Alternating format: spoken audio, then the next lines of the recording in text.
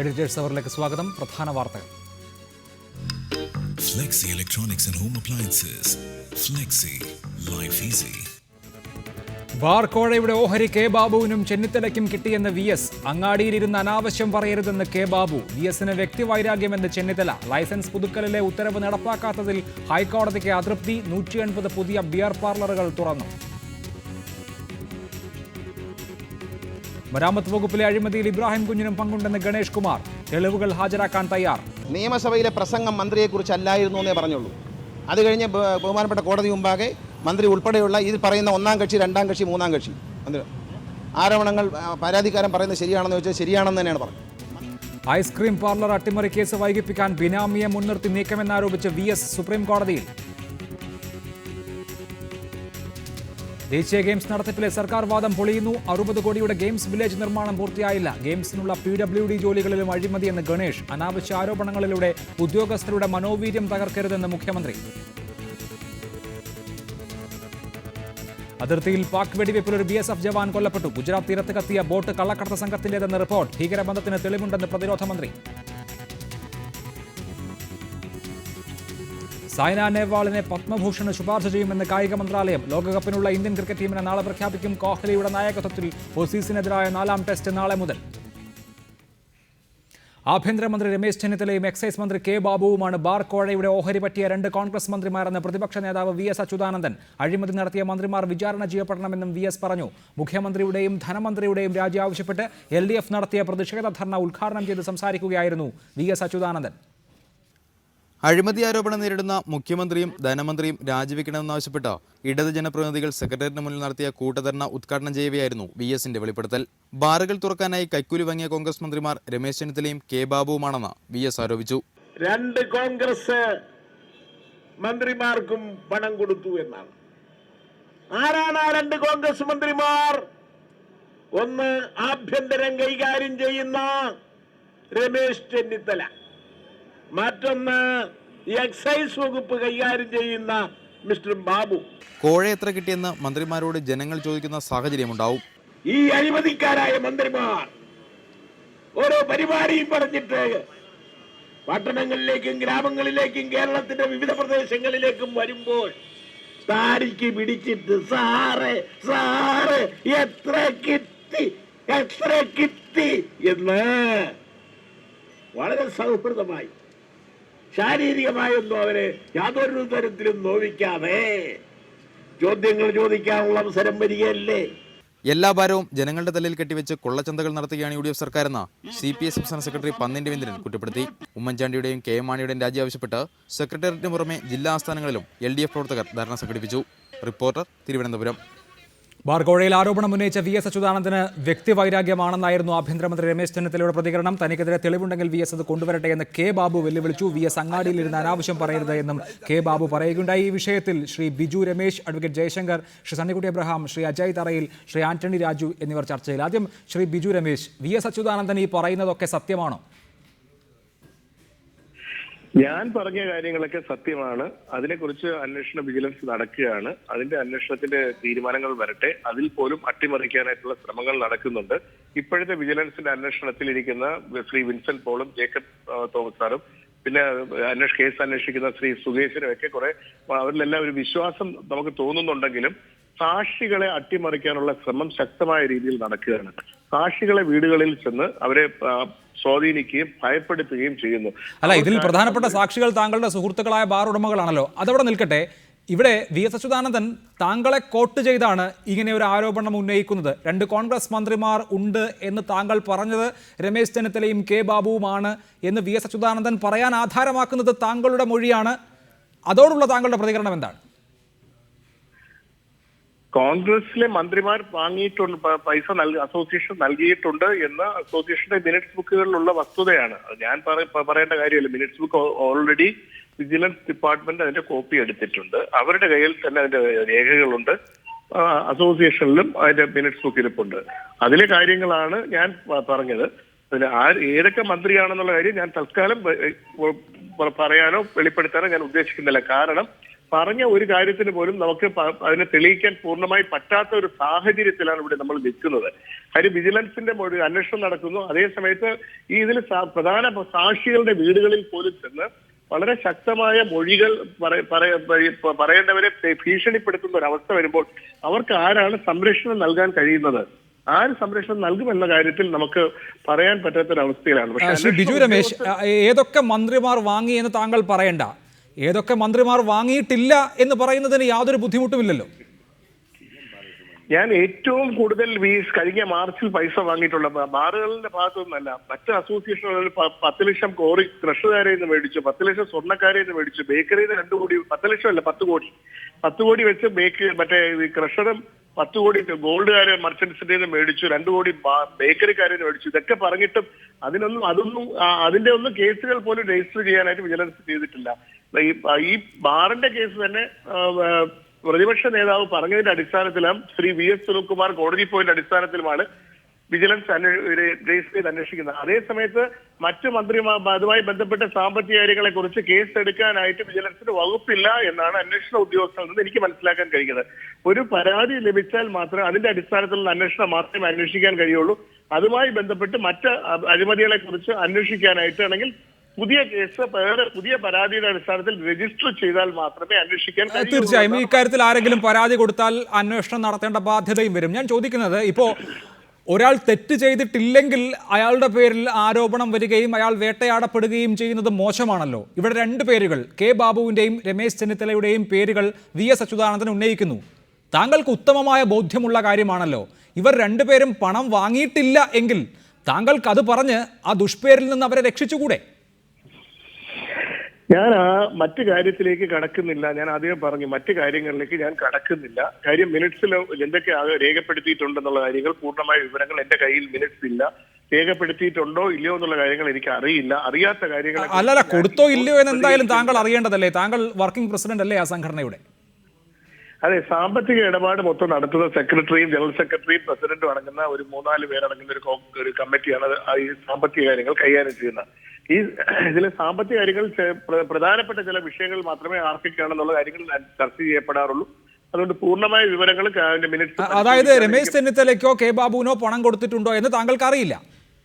എനിക്ക് വ്യക്തമായി പറയണമെങ്കിൽ എനിക്ക് ആ മിനിറ്റ്സ് ഒന്നുകൂടി പരിശോധിച്ചതിന് ശേഷം മാത്രമേ പറയാൻ കഴിയുള്ളൂ. താങ്കൾ പറഞ്ഞ ആ 2 മന്ത്രിമാർ രമേശ് ചെന്നിത്തലയും കെ ബാബുവും അല്ല.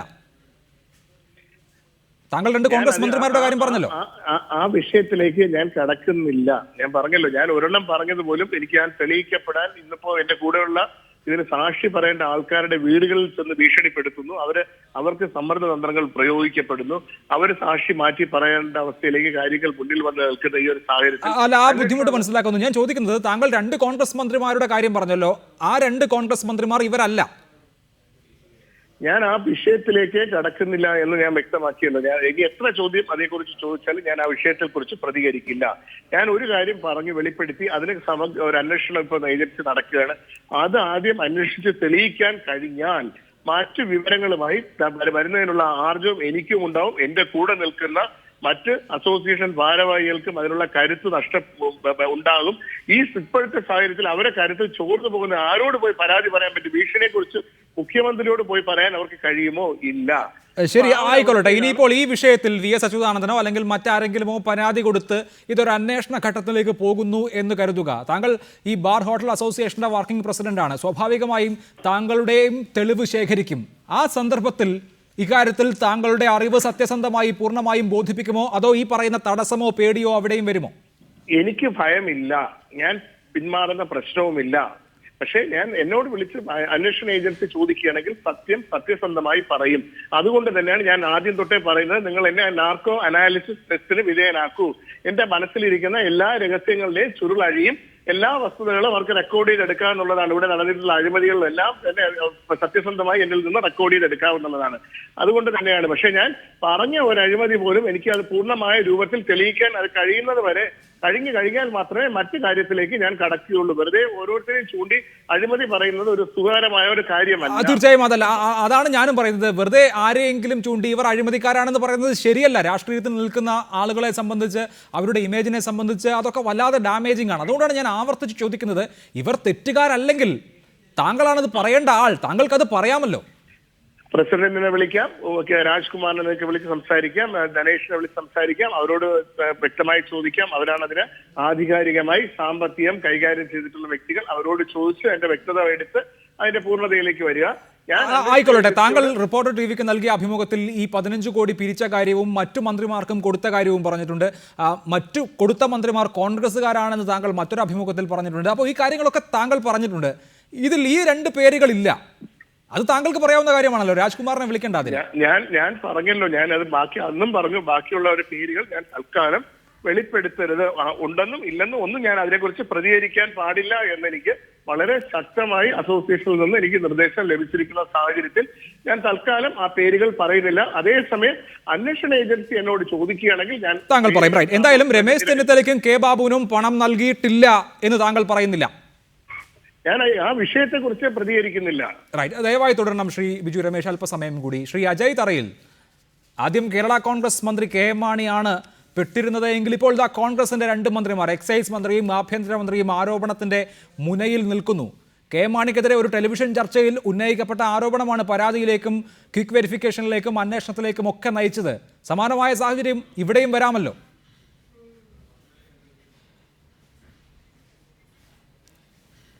ഇവിടെ സമാനമായ ഒരു സാഹചര്യവുമില്ല. ശ്രീ VS അച്യുതാനന്ദന് പാർട്ടി യാതൊരു പണിയും കൊടുത്തിട്ടില്ല. കേരളത്തിലെ മാർക്സിസ്റ്റ് പാർട്ടിയുടെ ജില്ലാ സമ്മേളനങ്ങൾ നടക്കുകയാണ്. അവിടെ മൈക്ക് കിട്ടാതെ വന്നപ്പോൾ അദ്ദേഹം തിരുവനന്തപുരത്ത് സെക്രട്ടേറിയറ്റിന് മുമ്പിൽ നിന്ന് മൈക്കിലൂടെ വല്ലതും വിളിച്ചു പറഞ്ഞു എന്ന് പറഞ്ഞ് അദ്ദേഹത്തിന് തോന്നുന്ന പോലെ അദ്ദേഹം പറഞ്ഞുകൊണ്ടിരിക്കുന്നു. യാതൊരു അടിസ്ഥാനവുമില്ലാത്ത കാര്യങ്ങളാണ്. ഇന്ന് അവർ നടത്തിയ ധർണ തന്നെ യാതൊരു അടിസ്ഥാനവുമില്ല. ജനങ്ങളുടെ മുമ്പിൽ കണ്ണിൽ പൊടിയിടാൻ വേണ്ടിയാണ്. അതുകൊണ്ട് ഇത്തരം വാർത്തകളുമായി ശ്രീ അച്യുതാനന്ദനെ പോലെ ഇത്തരം ഉത്തരവാദിത്തമുള്ള നേതാക്കന്മാർ പറയുന്ന നിരുത്തരവാദപരമായ ആരോപണങ്ങളുമായി ഇറങ്ങിത്തിരിക്കുന്ന മാധ്യമങ്ങൾ തന്നെ ശരിയല്ല എന്ന അഭിപ്രായക്കാരാണ് ഞാൻ. കാരണം കേരളത്തിലെ മദ്യ വിഷയത്തിൽ ഉണ്ടായിരിക്കുന്ന വിഷയങ്ങളെക്കുറിച്ച് നമുക്കൊക്കെ വ്യക്തമായിട്ടറിയാം. അതുകൊണ്ട് ശ്രീ അച്യുതാനന്ദൻ ഇന്ന് തൻ്റെ പ്രസംഗത്തിന് ഒരു പ്രസക്തി ഉണ്ടാകാൻ വേണ്ടി കേരളത്തിലെ മാർക്സിസ്റ്റ് പാർട്ടിയുടെ ജില്ലാ സമ്മേളനങ്ങളിൽ വിളിക്കാത്തതിന്റെ കൊതിക്കുറവ് കൊണ്ട് പറഞ്ഞതാണെന്നാണ് താങ്കൾ വിലയിരുത്തുന്നത്. ദയവായി തുടരണം ശ്രീ അജയ് തറയിൽ. അഡ്വക്കേറ്റ് ജയശങ്കർ, ഒക്ടോബർ 31-ാം തീയതി ബിജു രമേശ് ടെലിവിഷൻ ചാനൽ ചർച്ചയ്ക്കിടെ ഒരു ആരോപണം ഉയർത്തിയപ്പോൾ പിറ്റേന്ന് തന്നെ അത് സൂചിപ്പിച്ച് വിജിലൻസിന് പരാതി നൽകിയ ആളാണ് VS അച്യുതാനന്ദൻ. അതിന്റെ അടിസ്ഥാനത്തിലാണ് പിന്നീട് വിജിലൻസ് അന്വേഷണം വന്നത്. ഇവിടെ 2 മന്ത്രിമാർക്കെതിരെ 19 കോടിയുടെ ആരോപണം VS അച്യുതാനന്ദൻ വ്യവസ്ഥാപിതമായ ഏതെങ്കിലും മാർഗങ്ങളിലൂടെ ഉന്നയിക്കുകയല്ല, അദ്ദേഹം എഴുതി പരാതി കൊടുക്കുകയല്ല, മറിച്ച് ഒരു കവല പ്രസംഗത്തിൽ പറയുകയാണ്. അത് ഈ പ്രസംഗം ശ്രദ്ധിക്കപ്പെടാൻ വേണ്ടി മാത്രം പറയുന്ന വാചാടോപം മാത്രമായിരിക്കുമോ? അല്ല, അങ്ങനെ വിചാരിക്കാൻ കാരണമില്ല. കാരണം VS അച്യുതാനന്ദൻ വെറും ഒരു കവലപ്രസംഗകനല്ല. അദ്ദേഹം കേരളത്തിലെ ഉത്തരവാദിത്തമുള്ള പ്രതിപക്ഷ നേതാവാണ്. മുമ്പ് 5 കൊല്ലം മുഖ്യമന്ത്രിയായിരുന്ന ആളാണ്. അതിനു മുമ്പ് പ്രതിപക്ഷ നേതാവായിരുന്ന ആളാണ്. LDF കൺവീനറായിരുന്ന ആളാണ്. അതിനു മുമ്പ് വളരെ കാലം CPMൻ്റെ സംസ്ഥാന സെക്രട്ടറി ആയിരുന്ന ആളാണ്. കേരളത്തിലെ ഇന്നിപ്പോൾ ഉള്ളതിൽ ഏറ്റവും മുതിർന്ന രാഷ്ട്രീയ നേതാക്കളുടെ ഒരാളാണ്. അപ്പോൾ അദ്ദേഹം പറയുന്ന വാക്കുകൾക്ക് അത് അർഹിക്കുന്ന വില കൊടുക്കേണ്ടതാണ്, അത് അർഹിക്കുന്ന ഗൗരവം കൊടുക്കേണ്ടതാണ്. ഒരു ശ്രീ രമേശ് ചെന്നിത്തലയെ സംബന്ധിച്ചുള്ള അല്ലെങ്കിൽ കെ ബാബുവിനെ സംബന്ധിച്ചുള്ള അവർ നിരപരാധികളാണെങ്കിൽ അല്ലെങ്കിൽ അവർക്ക് ഇതുമായി ഒരു ബന്ധമില്ലെങ്കിൽ VS അച്യുതാനന്ദനെതിരെ നിയമ നടപടി സ്വീകരിക്കാമല്ലോ. ഇവിടെ ബിജു രമേശ് ആരോപണം ഉന്നയിച്ചിട്ട് മാസം എത്രയായി? ഇപ്പോഴും അദ്ദേഹം ആ പഴയ ആരോപണം തന്നെ ഇപ്പോഴും കൂടി ആവർത്തിക്കുന്നു. KM മാണി അദ്ദേഹത്തിന് വക്കീൽ നോട്ടീസ് അയച്ചു. വക്കീൽ നോട്ടീസിന് ബിജു രമേശ് മറുപടി വായിച്ചു. ഞാൻ ആരോപണത്തിൽ ഉറച്ചു നിൽക്കുന്നു, ബഹുമാനപ്പെട്ട മാണി സാറെ കേസ് കൊടുത്ത് എന്നെ ഒന്ന് ജയിലിലാക്കൂ. ഇതുവരെയും മാണി സാർ കേസ് കൊടുത്തിട്ടില്ല. മാണി സാറിന് വക്കീൽ ഫീസ് കൊടുക്കാനില്ലാത്തതുകൊണ്ടാണോ, അത് അന്വേഷിച്ചിട്ട് വക്കീലിനെ കിട്ടാത്തതുകൊണ്ടാണോ, നമുക്കറിയില്ല. അപ്പോൾ രമേശ് ചെന്നിത്തലയ്ക്ക് വക്കീൽ നോട്ടീസ് അയക്കാം, കേസ് കൊടുക്കാം, കെ ബാബുവിനും കേസ് കൊടുക്കാം. അല്ലാതെ അതിൽ അവർ നിരപരാധിത്വം തെളിയിക്കാൻ ഞാൻ പറയും. ഇതുമായിട്ട് ഒരു ബന്ധമില്ലാത്ത ആൾക്കാരാണെങ്കിൽ അവരെ പറ്റി അങ്ങനെ പറയുന്നത് ശരിയല്ല. കെ ബാബു യഥാർത്ഥത്തിൽ നിരപരാധിയാണ്, അദ്ദേഹം പണം വാങ്ങാത്ത ആളാണെങ്കിൽ. VS അച്യുതാനന്ദനെ പോലെ ഇത്ര സീനിയറായിട്ടുള്ളൊരു നേതാവ് പറയുമ്പോൾ ജനങ്ങളത് വിശ്വസിക്കും, ഒരുപാട് പേര് വിശ്വസിക്കും. അപ്പോൾ ആ വിശ്വാസത്തിൽ നിന്ന് അദ്ദേഹത്തിന് കരകയറാനുള്ള മാർഗ്ഗം കെ ബാബു ഇന്ന് വൈകുന്നേരം തന്നെ, ഇന്ന് രാത്രി തന്നെ ഒരു വക്കീലിനെ കണ്ട് കൃത്യമായ ഉപദേശത്തിൻ്റെ അടിസ്ഥാനത്തിൽ നാളെ നോട്ടീസ് അയപ്പിക്കുക. ആ VSൻ്റെ മറുപടി കിട്ടിയാൽ ഉടനെ, ഇനി മറുപടി കിട്ടാത്തതിന് കാത്തു നിൽക്കേണ്ട ആവശ്യമില്ല, മജിസ്ട്രേറ്റ് കോടതിയിൽ ക്രിമിനൽ കേസായിട്ട് ഫയൽ ചെയ്യാം. അതിന് വക്കീൽ നോട്ടീസ് തന്നെ നിർബന്ധമല്ല. അപ്പോൾ അദ്ദേഹം ഇപ്പോൾ തന്നെ കൊടുക്കട്ടെ, നല്ല കാര്യമല്ല. നാളെ കാലത്ത് തിരുവനന്തപുരം മജിസ്ട്രേറ്റ് വഞ്ചിയൂർ കോടതിയിൽ പോയിട്ട് ഒരു കംപ്ലയിൻറ്റ് ഫയൽ ചെയ്യട്ടെ. അങ്ങനെ അദ്ദേഹത്തിൻ്റെ നഷ്ടപ്പെട്ട് പോകാവുന്ന സൽപ്പേര് വീണ്ടെടുക്കട്ടെ. പക്ഷേ ഇവിടെ സംഭവിക്കുന്നത് എന്താണ്? ഈ സോളാർ വിവാദം ഉണ്ടായപ്പോൾ അടൂർ പ്രകാശ് വക്കീൽ നോട്ടീസ് അയക്കുന്നു, ഹൈബിഗഡിൽ വക്കീൽ നോട്ടീസ് അയക്കുന്നു, ആര്യാടൻ വക്കീൽ നോട്ടീസ് അയക്കുന്നു, ചാണ്ടി ഉമ്മൻ വക്കീൽ നോട്ടീസ് അയക്കുന്നു. നമ്മുടെ BJP നേതാവ് സുരേന്ദ്രൻ്റെ കയ്യിൽ ഒരു കെട്ട് വക്കീൽ നോട്ടീസ് ഉണ്ട്. അദ്ദേഹം അത് എനിക്ക് കിട്ടിയ വക്കീൽ നോട്ടീസുകൾ മറുപടികൾ എന്ന് പറഞ്ഞ് പുസ്തകമായിട്ട് പ്രസിദ്ധീകരിക്കാൻ പോകുന്നത് ഞാൻ മനസ്സിലാക്കിയത്. പക്ഷേ ഒരു പൊന്നുപോലും ഇന്നുവരെ കേസ് കൊടുത്തിട്ടില്ല. അതെന്തുകൊണ്ടാണ് എന്നുള്ള ചോദ്യം. ശ്രീ സണ്ണിക്കുട്ടി എബ്രഹാം, ഈ മാണി വിവാദവുമായി ബന്ധപ്പെട്ട് വിജിലൻസ് പിടിച്ചെടുത്ത രേഖകളെ ഉദ്ധരിച്ചുകൊണ്ടാണ് VS അച്യുതാനന്ദൻ ഇങ്ങനെ ഒരു ആരോപണം ഉന്നയിക്കുന്നത് എന്നത് കൂടിയുണ്ട്. അദ്ദേഹം അങ്ങനെ ഒരു ആരോപണം ഉന്നയിക്കുമ്പോൾ അത് കേവലം ഒരു രാഷ്ട്രീയ ആരോപണം മാത്രമായി ഒതുങ്ങാനുള്ള സാധ്യത ഉണ്ടോ? ഇവിടെ ബിജു രമേശിനോട് ഞാൻ ആവർത്തിച്ച് ചോദിച്ചിട്ടും ഈ രണ്ടു പേർ, കെ ബാബുവോ രമേശ് ചെന്നിത്തലയോ പണം വാങ്ങിയിട്ടില്ല എന്ന് അദ്ദേഹം പറഞ്ഞിട്ടില്ല എന്നുള്ളതും ശ്രദ്ധേയമാണ്. ആ നിലയ്ക്ക് നോക്കുമ്പോൾ VS അച്യുതാനന്ദൻ നിസ്സാരമായ ഒരു ആരോപണം അന്തരീക്ഷത്തിലേക്ക് ഇട്ടിട്ട് കടന്നുപോയി എന്ന് കരുതാൻ സാധിക്കുമോ?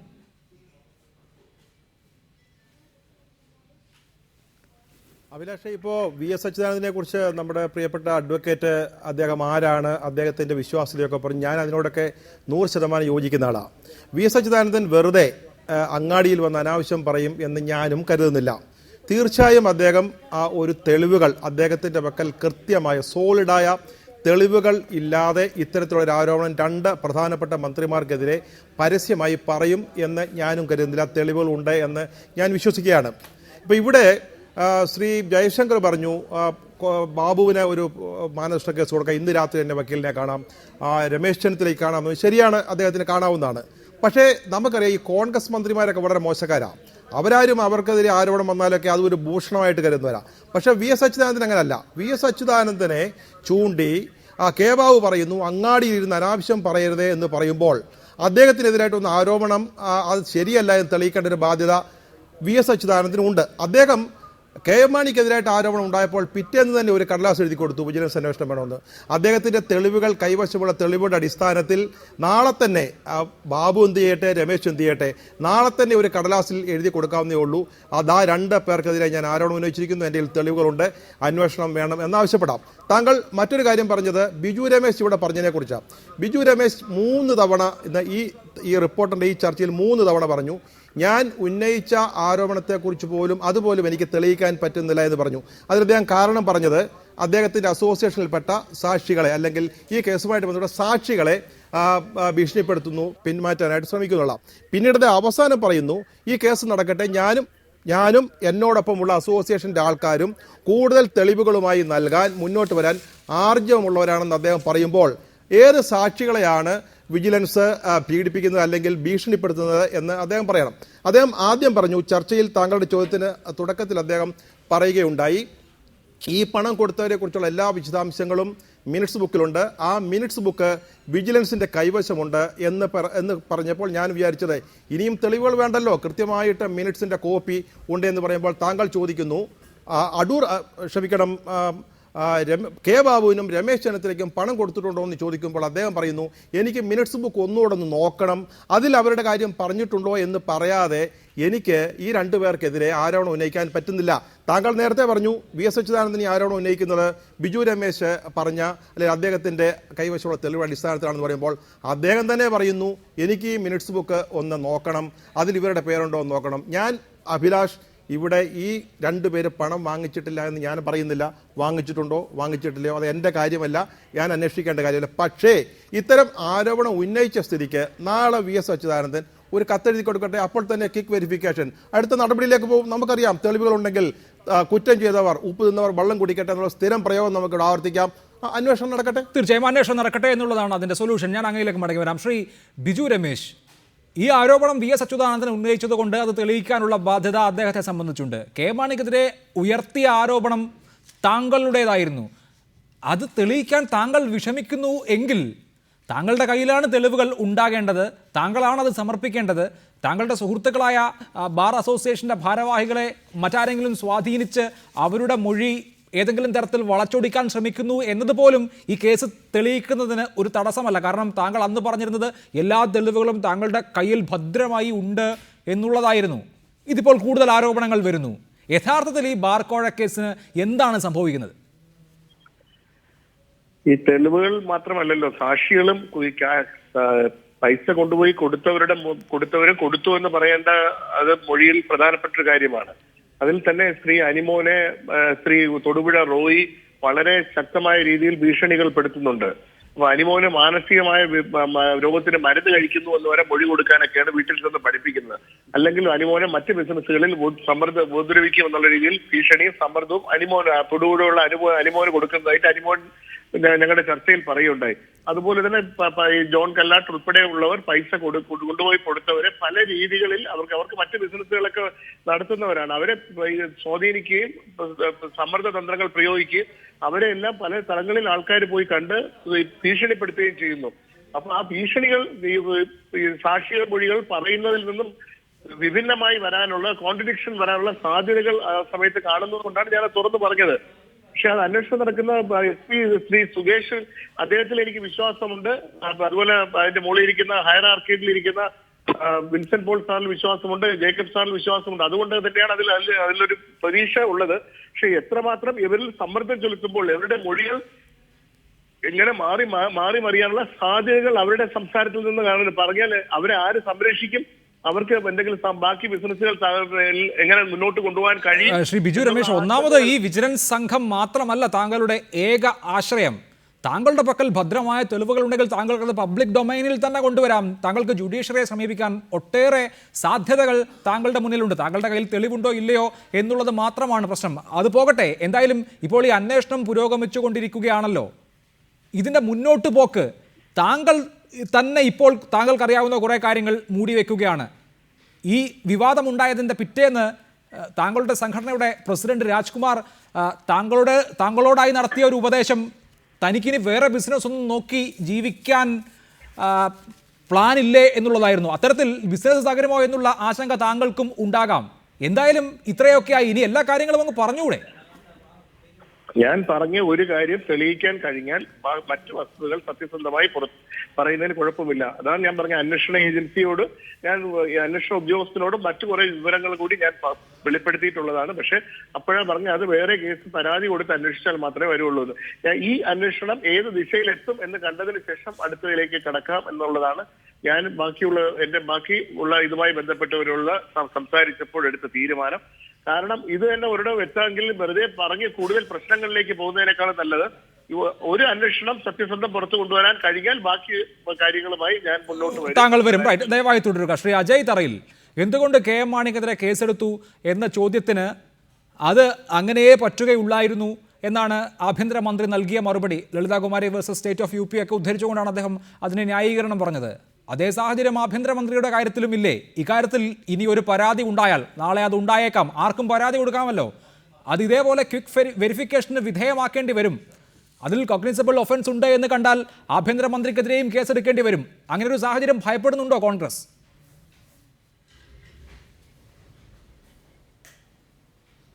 അല്ല, അതിൻ്റെ ആവശ്യം വരുന്നില്ലല്ലോ. പ്രതിപക്ഷ നേതാവ് എഴുതി കൊടുക്കട്ടെ. പ്രതിപക്ഷ നേതാവ് എഴുതി കൊടുക്കുമ്പോൾ ക്വിക്ക് വെരിഫിക്കേഷൻ നടത്തുകയോ നടത്താതിരിക്കുകയോ ചെയ്യാം. അതിനുശേഷം കാര്യങ്ങൾ അല്പം എന്തെങ്കിലും തെളിവുകളുണ്ടെങ്കിൽ അല്ലെങ്കിൽ കേസിലേക്ക് പോകേണ്ട കാര്യമുള്ളൂ. ഇത് കേവലം മൈതാന പ്രസംഗമായിട്ട് മാത്രമേ ഞങ്ങൾ കണ്ടിട്ടുള്ളൂ. ശ്രീ ബിജു രമേശ് തൻ്റെ അഭിമുഖത്തിൽ 2 കോൺഗ്രസ് മന്ത്രിമാർ കോഴ വാങ്ങി എന്ന് ശ്രീ നികേഷിൻ്റെ കുത്തിയുള്ള ചോദ്യത്തിനും മറുപടിയിലൂടെ അദ്ദേഹം പറയുകയുണ്ടായി.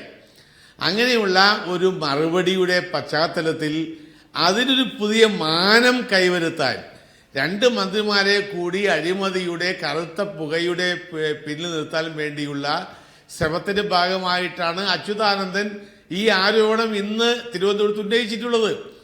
അദ്ദേഹം ആരോപണമായി പറഞ്ഞിരിക്കുന്നത് അദ്ദേഹത്തിന്റെ പ്രസംഗത്തിന്റെ കുറെ പ്രസക്തി കിട്ടാൻ വേണ്ടി തന്നെയാണ്.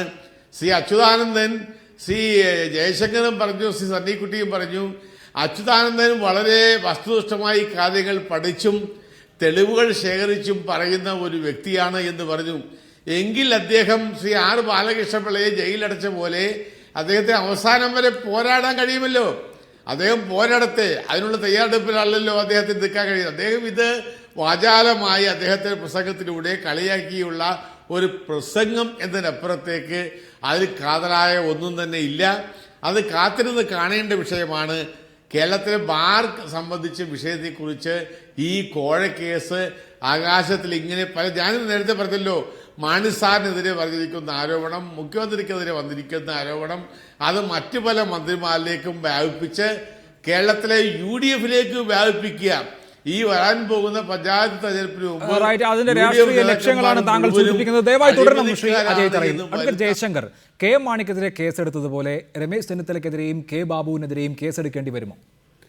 അല്ല, അത് ആരോപണം എഴുതി കൊടുക്കുമ്പോൾ അതിന് ഉപോത്ബലകമായിട്ട് VS-ന് എന്തൊക്കെ തെളിവുകൾ ഹാജരാക്കാൻ കഴിയും എന്നുള്ളതിനെ ആശ്രയിച്ചാണ് ഇരിക്കുന്നത്. ഇപ്പോൾ ഉദാഹരണത്തിന് ഇവിടെ പറഞ്ഞല്ലോ, ബിജു രമേശ് പറഞ്ഞതിനെ സംബന്ധിച്ച് VS അച്യുതാനന്ദൻ രേഖാമൂലമായിട്ട് ഒരു പരാതി എഴുതി കൊടുത്തു.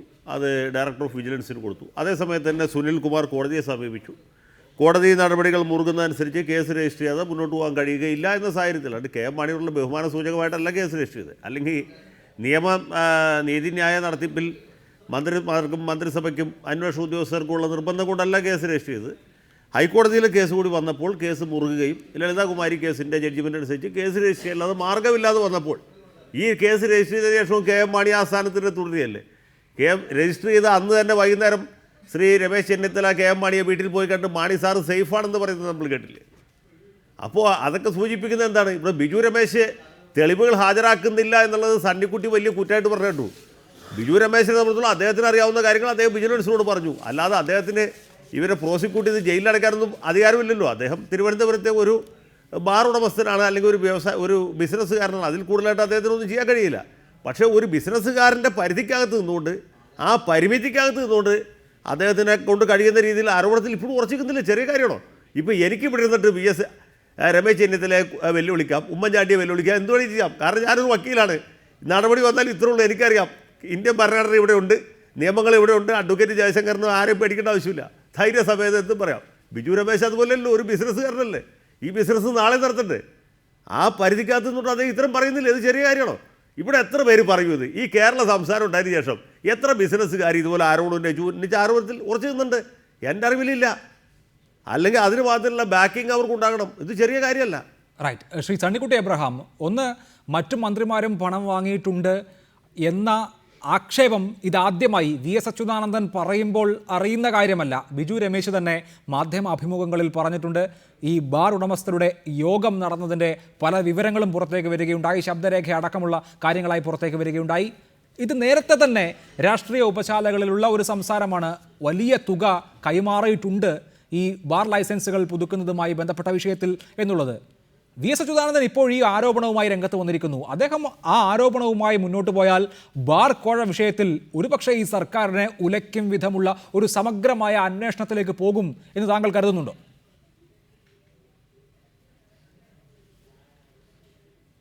അഭിലാഷ്, ഞാൻ നേരത്തെ തന്നെ പറഞ്ഞല്ലോ, ഞാൻ ബിജു രമേശ് തെളിവുകൾ കൊടുത്തില്ല എന്നൊന്നും പറഞ്ഞില്ല. ഇന്ന് ബിജു രമേശ് അഭിലാഷിൻ്റെ ചോദ്യങ്ങൾക്ക് നൽകിയ മറുപടികളിൽ പോലും വൈരുദ്ധ്യങ്ങളുണ്ടെന്ന് മാത്രമേ ഞാൻ പറഞ്ഞുള്ളൂ. അദ്ദേഹം പറയുന്നു മിനിറ്റ്സ് ഉണ്ട്, മിനിറ്റ്സിൽ ഇവരുടെ എല്ലാം പേരുണ്ട്, അത് വിജിലൻസിൻ്റെ കൈവശമുണ്ട്. പിന്നീട് അദ്ദേഹം പറയുന്നു ഇവരുടെയൊക്കെ പേര് ഞാൻ പറയണമെങ്കിൽ മിനിറ്റ്സിൽ ആ പേരുകൾ ഉണ്ടോ എന്ന് എനിക്കൊന്നുകൂടെ നോക്കേണ്ടിയിരിക്കുന്നു, അത് രേഖപ്പെടുത്തിയിട്ടുണ്ടോ എന്ന് നോക്കേണ്ടിയിരിക്കുന്നു എന്ന് പറഞ്ഞ വൈരുദ്ധ്യം മാത്രമേ ഞാൻ പറഞ്ഞുള്ളൂ. പിന്നെ അഡ്വക്കേറ്റ് പറയുന്നത് അഡ്വക്കേറ്റിനെ ആരെ വേണേലും വെല്ലുവിളിക്കാം, അദ്ദേഹം വക്കീലായതുകൊണ്ട്. എനിക്കും വെല്ലുവിളിക്കാം. എനിക്ക് എൻ്റെ വക്കാലത്ത് ജയശങ്കർ വക്കീലിനെ ഏൽപ്പിച്ചാൽ മതിയല്ലോ. അതിലൊന്നും വലിയ കാര്യങ്ങളൊന്നുമില്ല. ഈ വെല്ലുവിളികളിലൊന്നും വലിയ കാര്യങ്ങളില്ല. പക്ഷേ നീതിന്യായ വ്യവസ്ഥയേക്കാൾ കൂടുതൽ അറിയാം. ഇവിടെ തെളിവുകളാണ് ആവശ്യം. തെളിവുകൾ ഉണ്ടെങ്കിൽ നമുക്കറിയാം ഇതിലൊരു നടപടിക്രമങ്ങളുണ്ടല്ലോ. ആ നടപടിക്രമങ്ങൾ അനുസരിച്ച് VS അച്യുതാനന്ദൻ ഡയറക്ടർക്ക് വിജിലൻസ് ഡയറക്ടർക്ക് കത്ത് കൊടുത്താൽ തീർച്ചയായിട്ടും മാണിയുടെ കാര്യത്തിൽ എന്താണോ ഉണ്ടായത് അത് തന്നെ ഈ രണ്ടുപേരുടെയും കാര്യത്തിൽ ഉണ്ടായേ പറ്റൂ. മാണിക്ക് ചെയ്തതുപോലെ തന്നെ ആ ഒരു തളപ്പ് തന്നെ ഇവിടെ ഉപയോഗിച്ചേ പറ്റൂ. സ്വാഭാവികമായിട്ടും അങ്ങനെ വന്നാൽ പിന്നീട് ഉപോത്ബലകമായ തെളിവുകൾ ലഭിക്കുകയാണെങ്കിൽ തീർച്ചയായും അന്വേഷണത്തിലേക്ക് പോയേക്കാം. അതിൽ അന്വേഷണത്തെ ആരാണ് ഭയപ്പെടുന്നത്? അന്വേഷണം വരട്ടെ എന്നാണ് ഞാൻ പറയുന്നത്. ഇത്തരത്തിൽ ഇവരുടെ എതിരായിട്ട് കാര്യമായ തെളിവുകൾ ഉണ്ടെങ്കിൽ രേഖാമൂലം ആവശ്യപ്പെടുകയാണെങ്കിൽ അന്വേഷണം നടക്കട്ടെ. അത് ഗവൺമെന്റിനെ ഉലയ്ക്കുന്നതാണോ, ഗവൺമെന്റിനെ നാളെ മറിച്ചിടുന്നതാണോ, അതൊന്നും ഇവിടെ ആരുടെയും ടെൻഷൻ്റെ കാര്യമില്ല. നടക്കട്ടെ, അന്വേഷണം നടക്കട്ടെ, തെളിവുകളുമായിട്ട് മുന്നോട്ട് വരട്ടെ എന്ന് മാത്രമേ ഞാൻ പറയുന്നു. അല്ലാതെ വെറുതെ ഒരു ഇന്ന് ധർണ ഉദ്ഘാടനം ചെയ്തുകൊണ്ട് നടത്തിയ പ്രസംഗത്തിൻ്റെ പേരിൽ മാത്രം പോരാ. കാര്യങ്ങൾ കൃത്യമായിട്ട് നടക്കട്ടെ. ഒരു കഷണം വള്ളക്കടലാസിൽ എഴുതി കൊടുത്താൽ നടക്കുന്ന കാര്യങ്ങൾ എന്തിനാണ് വലിയ ചർച്ചയുടെ തന്നെ ആവശ്യമില്ല. നടക്കട്ടെ, എഴുതി കൊടുത്താൽ അന്വേഷണം നടക്കട്ടെ. കാര്യങ്ങൾ ഉരുത്തിരിയട്ടെ. ശ്രീ അജയ് തറയിൽ, പരാതിയുമായി മുന്നോട്ട് പോയ ആൾ അദ്ദേഹത്തിൻ്റെ ദുരനുഭവം ഇവിടെ വിവരിക്കുകയുണ്ടായി. സാക്ഷികളെ മുഴുവൻ സ്വാധീനിക്കുകയാണ്. ആഭ്യന്തരമന്ത്രി തന്നെ വീട്ടിലെത്തി മാണി സാർ സേഫാണ് എന്ന് പറഞ്ഞ കാര്യം നേരത്തെ അഡ്വക്കേറ്റ് ജയശങ്കർ ചൂണ്ടിക്കാണിക്കുകയുണ്ടായല്ലോ. അദ്ദേഹത്തെ പരമാവധി സേഫ് ആക്കിക്കൊണ്ടേ ഈ സംവിധാനങ്ങൾ കാര്യങ്ങൾ മുന്നോട്ട് കൊണ്ടുപോകുകയുള്ളൂ. അതിന് ബാർ ഉടമകൾക്ക് വേണ്ടി ചെയ്യേണ്ടുന്ന വിട്ടുവീഴ്ചകളൊക്കെ ഒരു ഭാഗത്ത് സർക്കാർ ചെയ്തിട്ടുണ്ട്. അവരുമായി കോംപ്രമൈസ് എത്തിക്കഴിഞ്ഞു. ബിജു രമേശ് അദ്ദേഹത്തിൻ്റെ ആരോപണങ്ങളുമായി മുന്നോട്ട് കൊണ്ടുപോയത് കൊണ്ട് മാത്രം ഈ കേസിൽ ഞങ്ങളെ ഒന്നും ചെയ്യാനാകില്ല എന്ന ആത്മവിശ്വാസമാണോ ഇപ്പോൾ സർക്കാരിന്?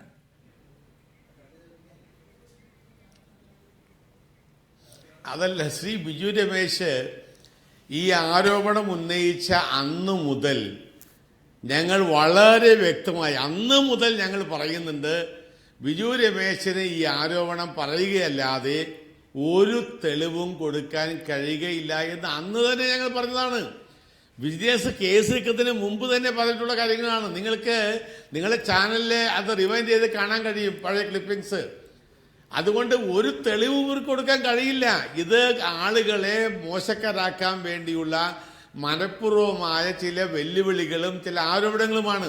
ശ്രീ അജയ് തറയിൽ ബിജു രമേശിനെ സംബന്ധിച്ച് കൊടുക്കാൻ പറ്റുന്ന എല്ലാ തെളിവുകളും അദ്ദേഹം കൊടുത്തിട്ടില്ലേ? ഒന്ന്, അദ്ദേഹമായി കൈമാറിയ, അദ്ദേഹത്തിന്റെ വിഹിതമായി കൈമാറിയ പണത്തിന്റെ ഡീറ്റെയിൽസ് അദ്ദേഹം കൊടുത്തിട്ടുണ്ട്. അദ്ദേഹത്തിന്റെ അക്കൗണ്ട്, അതിന്റെ ബാങ്കിംഗ് രേഖകളടക്കം നൽകിയിട്ടുണ്ട്.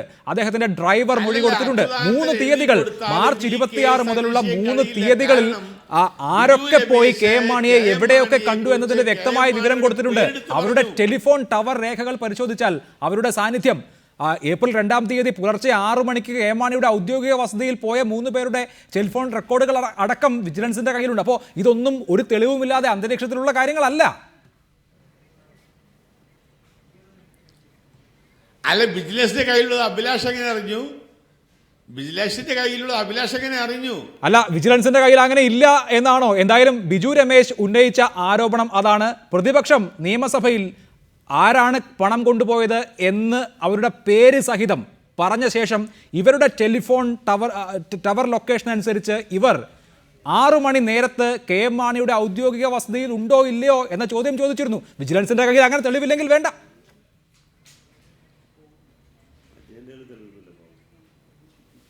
അല്ല, അതുകൊണ്ട് അഭിലാഷ് അതെല്ലാം വരട്ടെ, അന്വേഷണം നടക്കും. ഞാൻ ഇപ്പോൾ പറഞ്ഞൊരു കാര്യം, ശ്രീ സണ്ണിക്കുട്ടിയും ശ്രീ ജയശങ്കർ വക്കീലും പറഞ്ഞു, അച്യുതാനന്ദൻ്റെ ഒരു വെള്ളക്കടലാസിൽ എഴുതി വിജിലൻസ് ഡയറക്ടർക്ക് കൊടുത്താൽ കെ എം മാണിയുടെ പോലെ അന്വേഷിക്കാൻ കഴിയില്ല. കാരണം ശ്രീ ബിജു രമേശ് കെ എം മാണി എന്ന വ്യക്തിയുടെ പേരെടുത്ത് പറയുകയും ബിജു രമേശ് ആ ആരോപണം ഉന്നയിക്കുകയും അടിയുറച്ചെടുക്കുകയുമാണ് ചെയ്തത്. ഇതങ്ങനെയല്ല. 2 മന്ത്രിമാർ എന്ന് പറയുന്ന കാര്യം ഒരു TV ചാനൽ ഇന്റർവ്യൂവിൽ 2 മന്ത്രിമാരുടെ ഉണ്ട് എന്ന് ശ്രീ ബിജു രമേശ് പറഞ്ഞതിന്റെ അടിസ്ഥാനത്തിൽ പ്രതിപക്ഷ നേതാവ് 2 മന്ത്രിമാരുടെ പേര് പറയുന്നു. പ്രതിപക്ഷ ഉപനേതാവ് നാളെ വേറെ 2 മന്ത്രിമാരുടെ പേര് പറയുന്നു. CPIയുടെ നേതാവ് മറ്റു 2 മന്ത്രിമാരുടെ പേര് പറയുന്നു. കോൺഗ്രസിന്റെ നേതാക്കന്മാർ വേറെ 2 പേരുടെ പേര് പറയുന്നു. ഇങ്ങനെ 20 മന്ത്രിമാരുടെയും പേര്, ഈ 2 പേരുടെ പേര് വെച്ച് 5 പേർക്ക് 10 പേർക്ക് പറഞ്ഞാൽ 20 മന്ത്രിമാരുടെയും പേരാവും. വിജിലൻസ് കുഴങ്ങിപ്പോയില്ലേ? എന്തായാലും അങ്ങനെയൊക്കെ ആരോപണം വന്നാൽ അന്വേഷിച്ചല്ലേ പറ്റൂ. പരാതി ഉണ്ടെങ്കിൽ ഞാൻ അങ്ങയിലേക്ക് മടങ്ങി വരാം. ശ്രീ അജയ് തറയിൽ ദയവായി തുടരുക.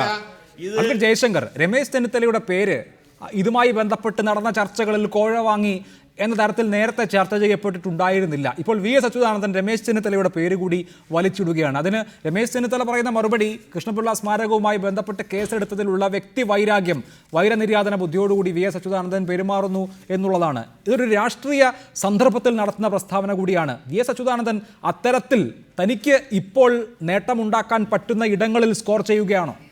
അല്ല, ഇതിൽ പ്രധാനപ്പെട്ട ഒരു കാര്യം, ശ്രീ രമേശ് ചെന്നിത്തലയുടെ പേര് പറഞ്ഞു കേട്ടപ്പോൾ എനിക്കും ചിലൊരു അത്ഭുതം തോന്നി. കാരണം നമ്മൾ ഇതുവരെ മനസ്സിലാക്കിയിരുന്ന കോൺഗ്രസിലെ A ഗ്രൂപ്പുകാരാണ് ഇതുമായി ബന്ധപ്പെട്ട് പണം വാങ്ങിയത് എന്നുള്ളതാണ്. ഇപ്പോൾ കെ ബാബുവിൻ്റെ പേര് പറഞ്ഞാൽ അത്ഭുതമൊന്നുമില്ല, അദ്ദേഹം എക്സൈസ് മന്ത്രിയാണ്. സ്വാഭാവികമായിട്ട് ഉയർന്നു വരാവുന്ന ഒരു പേര് അദ്ദേഹത്തിൻ്റെയാണ്. നേരെ മറിച്ച് രമേശിൻ്റെയും അല്ലെങ്കിൽ I ഗ്രൂപ്പിൽപ്പെട്ട ആളുകൾ ആരും പണം വാങ്ങിയിട്ടില്ല. അതുകൊണ്ടാണ് I ഗ്രൂപ്പുകാർ കെ എം മാണിക്കെതിരെ ആരോപണം വന്നപ്പോഴും അങ്ങനെ ഒരു അനങ്ങാപ്പാറ നയം സ്വീകരിച്ചത്. മാത്രവുമല്ല, വിജിലൻസ് കേസ് രജിസ്റ്റർ ചെയ്തതിൻ്റെ പുറകിൽ തന്നെ AI ഗ്രൂപ്പുകൾ തമ്മിലുള്ള ഒരു സൗന്ദര്യപ്പിണക്കമുണ്ട് എന്ന രീതിയിലൊക്കെ ഉപശാലകളിൽ സംസാരം കേട്ടിരുന്നു. ഏതായാലും ഇദ്ദേഹത്തിൻ്റെ പേര് അതിശയിപ്പിക്കുന്ന ഒരു പേരായിട്ടാണ് എനിക്ക് തോന്നിയത്, രമേശിൻ്റെ. കൃത്യമായിട്ട് അറിയില്ല. പക്ഷേ ഒരു കാര്യമുണ്ട്, VS അച്യുതാനന്ദൻ സത്യത്തിൽ ഇന്നിപ്പോൾ കോൺഗ്രസിലെ മറ്റെല്ലാ മന്ത്രിമാരോടും വലിയ സൗജന്യമാണ് ചെയ്തിട്ടുള്ളത്. കാരണം ഇത് യേശുക്രിസ്തു അവസാനത്തെ അത്താഴത്തിൻ്റെ സമയത്ത് ഈ ഇരിക്കുന്നവരിൽ ഒരാളെ എന്നെ ഒറ്റ കൊടുക്കുമെന്ന് പറയുമ്പോൾ എല്ലാ ശിഷ്യന്മാരും കർത്താവെ അത് ഞാനാണോ എന്ന് ചോദിക്കുന്ന ഒരു സീനുണ്ട്. ബിജു രമേശ് ഈ 2 കോൺഗ്രസ് മന്ത്രിമാർ പണം കൈപ്പറ്റി എന്ന് കേട്ടപ്പോൾ നമ്മൾ വന്യവയോധികനായ CN ബാലകൃഷ്ണൻ മുതൽക്ക് ആര്യാടൻ മുഹമ്മദ് അടക്കം എല്ലാവരും സംശയിച്ചു, ഇതിൽ ആരായിരിക്കും കർത്താവെ അത് ഞാനാണോ എന്ന്. KC ജോസഫ് കൈക്കൂലി പഠിക്കില്ല എന്നുള്ളത് പ്രസിദ്ധമാണ്. എങ്കിലും ആ സംശയത്തിൻ്റെ ആനുകൂല്യം വെച്ച് ആരെയും സംശയിക്കാമല്ലോ.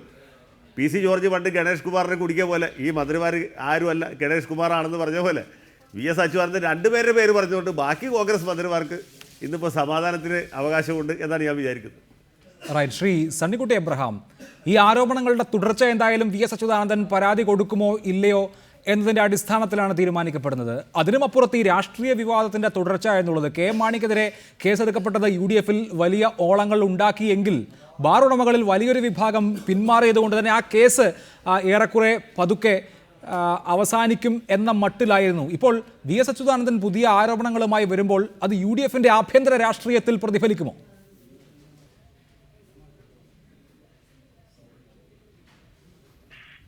സ്വാഭാവികമാണല്ലോ, ഒരു ഗവൺമെന്റിനെതിരായിട്ട് ഗവൺമെന്റിലെ 2 പ്രമുഖ മന്ത്രിമാർക്കെതിരായിട്ട് ആരോപണങ്ങളൊക്കെ ഉണ്ടാകുമ്പോൾ അതിൻ്റെ അനുകരണങ്ങളൊക്കെ മുന്നണിക്കുള്ളിൽ ഉണ്ടാവും, ഗവൺമെന്റിൽ ഉണ്ടാവും. അതെങ്ങനെ അവർ കൈകാര്യം ചെയ്യുന്നു എന്നതിനെ ആശ്രയിച്ചാണ് അതിൻ്റെ തുടർ കഥകൾ ഉണ്ടാവുക എന്ന കാര്യത്തിൽ നമുക്കറിയാവുന്നൊരു കാര്യമാണ്. പിന്നീട് ഈ അന്വേഷണം എങ്ങനെ പോകുന്നു എന്ന കാര്യത്തിൽ ഇപ്പോൾ ബിജു നേരത്തെ പറഞ്ഞല്ലോ, ഒരു അനിമോനെ സ്വാധീനിക്കാൻ ശ്രമിക്കുന്നു, അദ്ദേഹം വളരെ വിഷമത്തിലാണെന്നൊക്കെ. ഈ അനിമോനൊക്കെ അന്വേഷണ ഉദ്യോഗസ്ഥന്മാരുടെ മുമ്പിലോ അല്ലെങ്കിൽ വിജിലൻസ് കോടതിയിലോ എന്നെ ഇങ്ങനെ പീഡിപ്പിക്കുന്നു അല്ലെങ്കിൽ എന്നെ മാനസികമായിട്ട് പീഡിപ്പിക്കുന്നു എന്നൊക്കെ പറയാവുന്നതേ ഉള്ളൂ. അങ്ങനെ ധാരാളം ഓപ്ഷൻസ് നമ്മുടെ നിയമത്തിന് മുമ്പിൽ ഉള്ളപ്പോൾ വെറുതെ ആരോപണങ്ങൾ ഉന്നയിച്ചിട്ട് കാര്യമില്ല. ഏതെങ്കിലും ഒരു സാക്ഷിയെ, ആ സാക്ഷി ബിജു രമേശിന് വിശ്വാസമുള്ള ഒരാളാണെങ്കിൽ അദ്ദേഹത്തെ സമ്മർദ്ദം ഉപയോഗിച്ച് മാറ്റാൻ ശ്രമിക്കുന്നത്, ഇതൊക്കെ കോടതിയിലോ അല്ലെങ്കിൽ പൊതുജനസമക്ഷമോ പൊതുസമൂഹത്തിന് മുമ്പിലൊക്കെ പറയാവുന്ന കാര്യങ്ങൾ മാത്രമേ ഉള്ളൂ. അതുകൊണ്ട് അക്കാര്യത്തിലൊന്നും വേണ്ട. അന്വേഷണം കൃത്യമായ കാര്യങ്ങൾ നടപടിക്രമങ്ങൾ അനുസരിച്ച് മുന്നോട്ട് പോകുന്നില്ലെങ്കിൽ അന്നേരമാണ് നാം ഈ വിഷയങ്ങൾ ചർച്ച ചെയ്യേണ്ടത്. ഇന്നിപ്പോൾ ഒരു ആരോപണം ഉന്നയിച്ചിരിക്കുന്നു. ഇനി തീർച്ചയായിട്ടും അക്കാര്യത്തിൽ മുന്നോട്ട് പോകേണ്ട ഒരു നടപടിയുമായിട്ട് മുന്നോട്ട് പോകേണ്ടത് VS തന്നെയാണ്. VSന്റെ കയ്യിൽ തെളിവുണ്ടാവുമല്ലോ, തെളിവുമായിട്ട് അദ്ദേഹം മുന്നോട്ട് വരട്ടെ. അപ്പോൾ ഗവൺമെന്റ് എന്താണ് ചെയ്യുന്നത് എന്ന് നമുക്ക് കാത്തിരുന്ന് കാണാം. റൈറ്റ്. ശ്രീ അജയ് തറയിൽ, ഇക്കാര്യത്തിൽ ഞങ്ങൾ അന്വേഷണത്തിന് തയ്യാറാണ് എന്ന നിലപാട് ഇതേവരെ പ്രഖ്യാപിച്ച് കണ്ടില്ല. ഒരു പരാതിക്കാരനെ കിട്ടാൻ ബുദ്ധിമുട്ടൊന്നും ഉണ്ടാകില്ല. അപ്പോൾ ഒരു അന്വേഷണം ഉണ്ടാകുമെന്ന് നമ്മൾ കരുതണോ?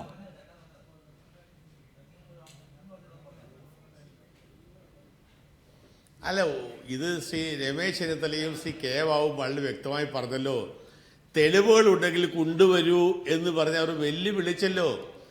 പ്രതിപക്ഷ നേതാവിനെയാണ് വെല്ലുവിളിച്ചിരിക്കുന്നത്. തെളിവുകളുണ്ടെങ്കിൽ കൊണ്ടുവരൂ, അങ്ങാടിയിൽ നിന്ന് പറയേണ്ട ആവശ്യമില്ല, വൈദ്യനിര്യാതത്തിൽ പറയേണ്ട കാര്യമില്ല.